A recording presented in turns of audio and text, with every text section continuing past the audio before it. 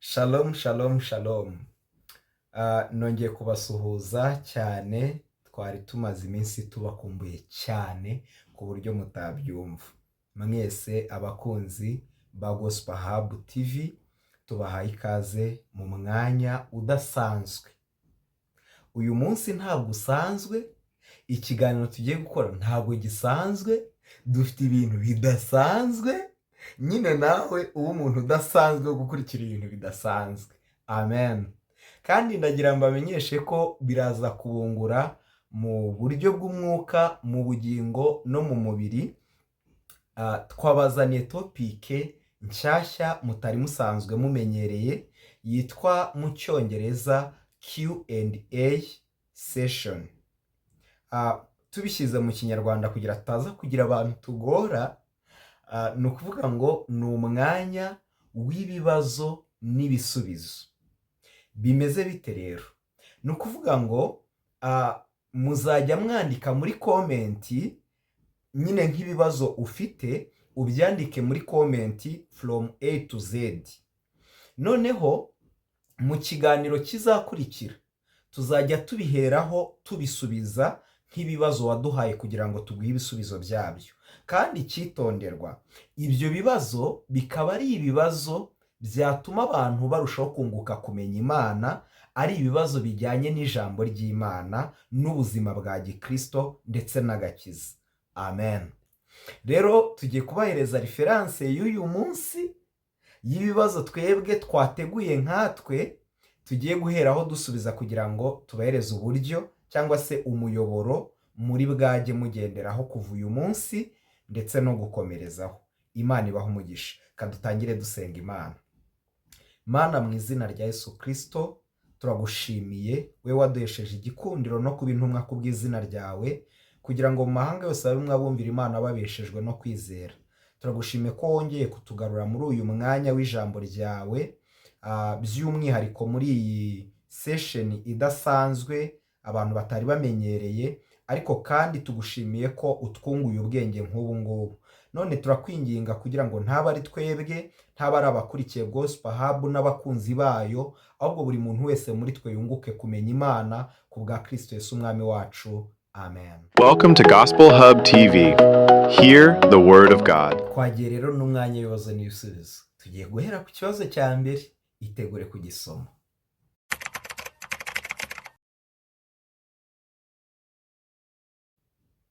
Twese dupfa kubw'impamvu imwe, ariyo yitwa icyaha. Ariko kandi twese tuzazuka kubw'impamvu imwe, ariyo yitwa gukiranuka. Icyitonderwa, uko gukiranuka ntabwo kuzaba kwarakozwe na bose, ahubwo kuzaba kwarakozwe n'abakiranutsi gusa.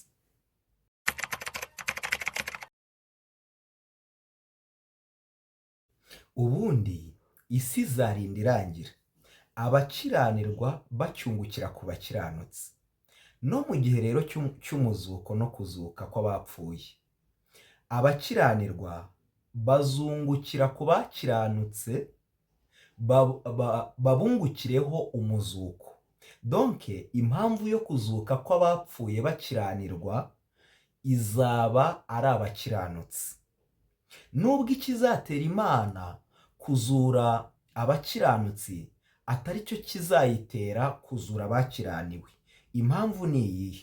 Nuko abakiranutsi Imana izabazura kugira ngo bagororerwe ibyo gukiranuka kwabo, bahabwe ubugingo buhoraho. Ariko abakiranirwa, abapfuye bakiranirwa, bazazukira gucirwaho iteka no kujyanwa mu rubanza.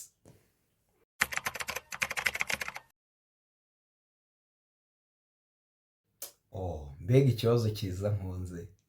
Kambabwire, ubundi abakiranutsi ni umutungo w'ijuru utuye mu isi. Kambasobanurira impamvu mvuze gutyo. Ubundi hari ubutunzi bw'ijuru butuye inaha mu isi, buhesha isi gusogongera ku bwiza bw'ijuru kandi itari bigenewe. Ubwo butunzi bwitwa abakiranutsi. abakiranutsi batuma inaha mu isi Imana ihohereza serivisi z'ijuru kandi isi itari ibigenewe. Bivuze iki? Amahoro, umunezero, ibyishimo, ubugwaneza, urukundo, izo ni serivisi z'ijuru zituye inaha mu isi, ariko atari ku bwa bose. Mwitonde, ntabwo ari ku bwa bose. Ni serivisi z'ijuru zituye inaha mu isi kubera abantu bitwa abakiranutsi bonyine. Ntabwo ari kubera abantu bose abakiranurwa n'abakiranutsi, ni ukubera abakiranutsi gusa. Rero kuba mu isi harimo abakiranutsi bihesha ijuru kohereza serivisi zaryo inaha kubera abantu baryo bahatuye. Amen.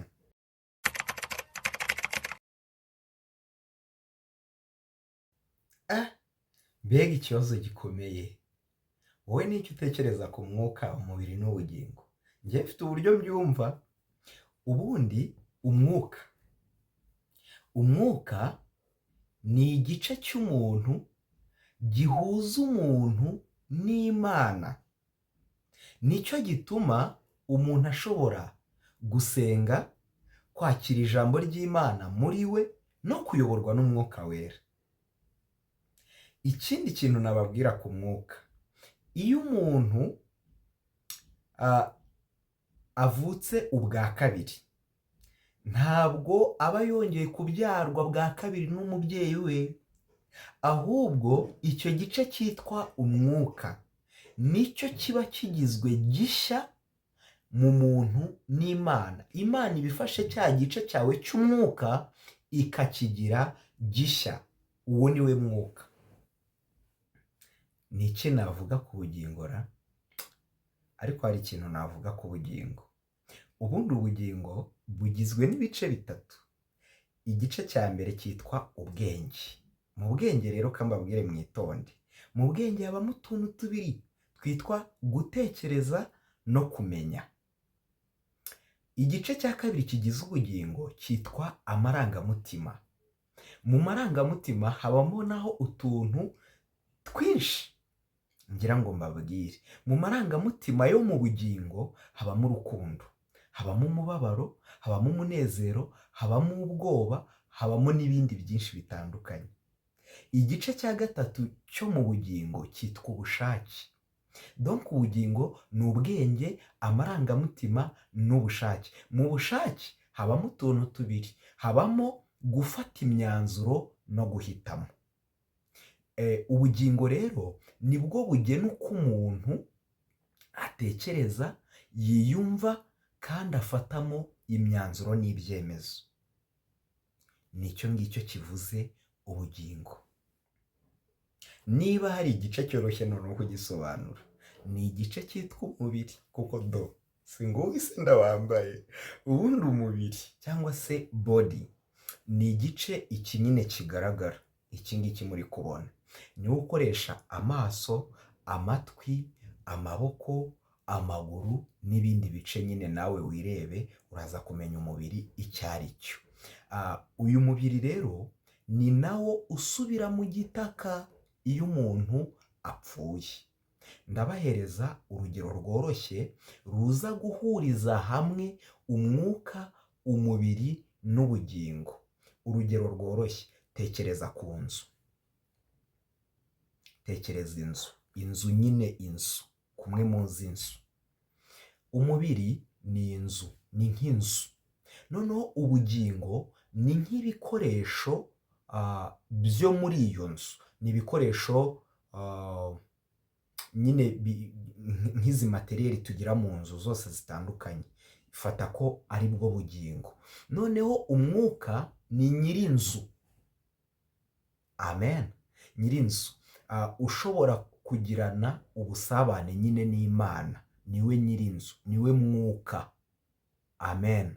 Bivuze iki rero? Kuki mvuze ngo iyo umuntu apfuye umubiri niwe ujya mu gitaka? Ni ukuvuga ngo umwuka uguma ari muzima, nyir'inzu aguma ari muzima, kabone n'ubwo inzu yasenyuka. Nyir'inzu ashobora kuguma akiri muzima kandi inzu itagihari cyangwa se itakiri n'iyiwe. kandi na materiyeri zo mu nzu ashobora kuzisohoramo akagurisha inzu akigendera. Rero umubiri ni inzu, ubugingo ni materiyeri zo mu nzu, hanyuma umwuka ni nyir'inzu.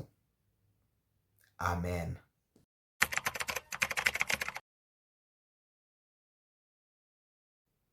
Mbega ikibazo gikomeye we! Aha, tugendeye kuri iki cyanditswe, kambasubize gutya. Nibyo, ubundi umuntu wese apfa kubera icyaha, kabone n'ubwo yaba yari umukiranutsi. Ubu mwese muratunguwe, ariko kambibasobanurire murumva ari byo. Ubundi iyo umuntu mu isi akiranutse, aba yikonekise cyangwa se yihuje n'intego Imana yari ifite irema umuntu.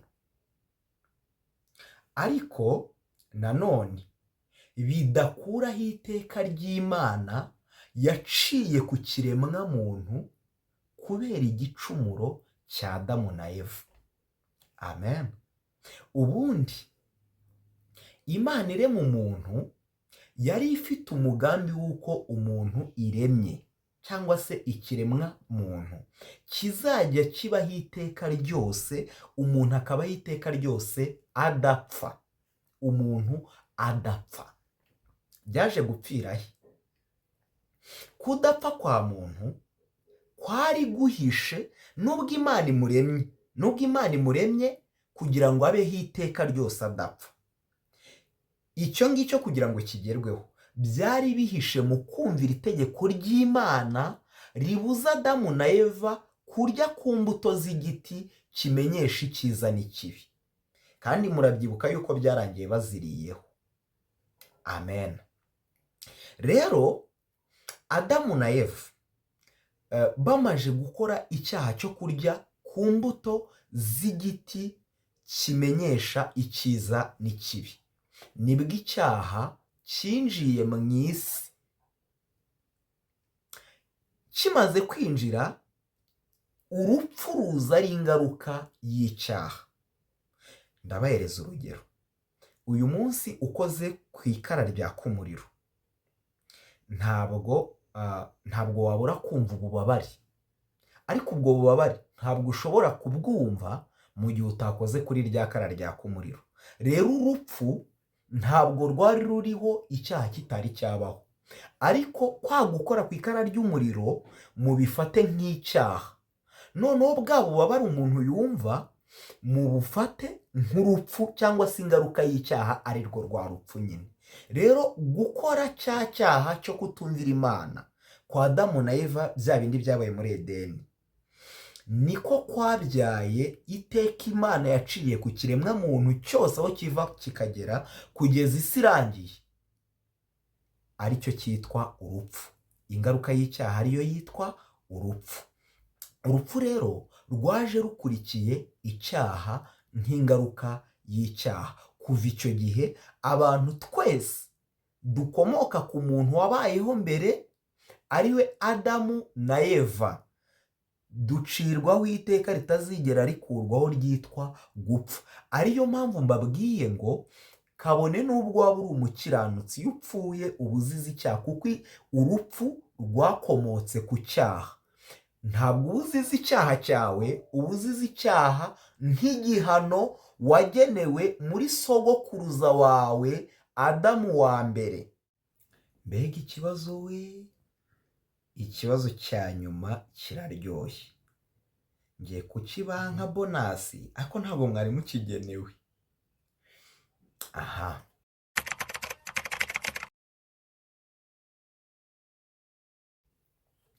uyu munsi si imbuto z'igiti zibuzanyijwe, ahubwo ni imbuto zindi zitwa ibyaha.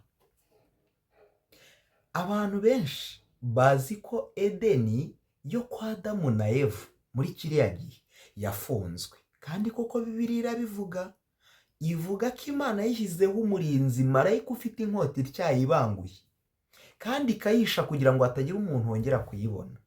Rero abantu benshi bazi yuko Edeni yafunzwe, nibyo, ariko kambabwira ikintu gikomeye, edeni y'abizera ari we Kristo yarafunguwe. Haleluya. Edeni yo kwa Adamu na Eva yarafunzwe, ariko edeni y'abizera ari we Kristo ihita ifungurwa. Yesu ashimwe cyane. Nk'uko rero edeni yo kwa Adamu na Eva yari ifite byose bikeneye kugira ngo umuntu yumve atekaniye muri yo, ariko kandi harimo n'amategeko agenga Adamu na Eva bari bayituyemo y'ibintu batemerewe kuyikoreramo. Amen. Bivuze iki rero? Biravuze ngo muri Kristo Yesu nka edeni yacu nshya abizera twinjijwemo, kubwo kumwizera twumvise ijambo rye. Harimo amategeko agomba kutugenga atubuza gukorera mu ibyaha. Amen. Kambabwire rero ikintu gikomeye. Imana yafashe edeni yayo iyimanura hano mu isi, iyishyira ku mugaragaro ahantu hagaragara.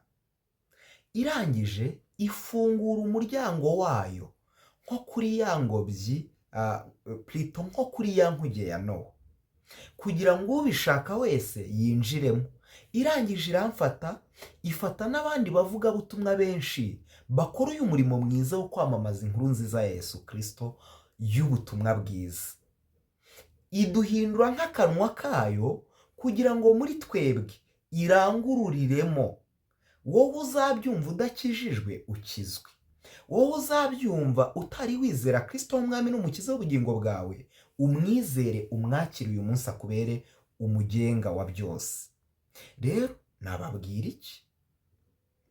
Uyu munsi edeni irafunguye kandi irahagaragara, niwe Kristo umwami wacu abizera. Nawe nkurarikiye kuyinjiramo. Amen.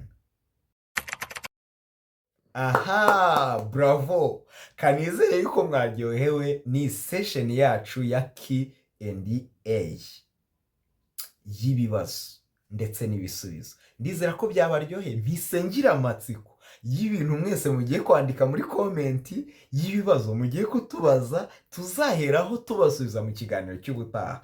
Ikindi tuzadukora uko dushoboye ibi bintu biza ari ibintu bifite ubuzima biryoshye. Ndagushishikariza gukora subscribe niba utarayikora.